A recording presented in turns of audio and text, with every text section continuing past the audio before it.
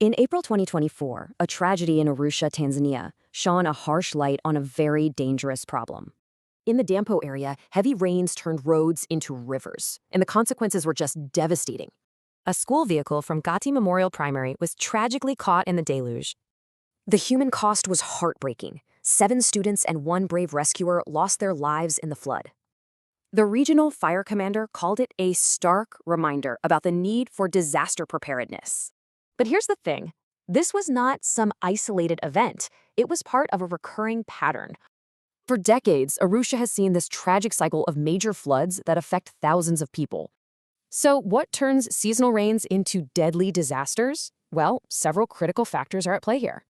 It's a perfect storm of poor planning, building in waterways, and, of course, clogged drainage. And so often, it's the communities themselves who are left to clear these vital water channels.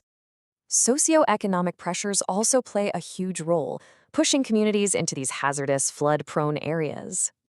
And when those floods hit, the impact on the region's infrastructure and economy is just staggering. Get this, one study found the economic hit from transport disruption was 89% of the regional GDP. You can see it right here. Roads, vital for tourism and commerce, are frequently washed away.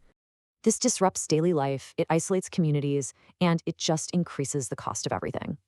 Experts agree these disasters aren't just predictable, they are absolutely preventable if action is taken.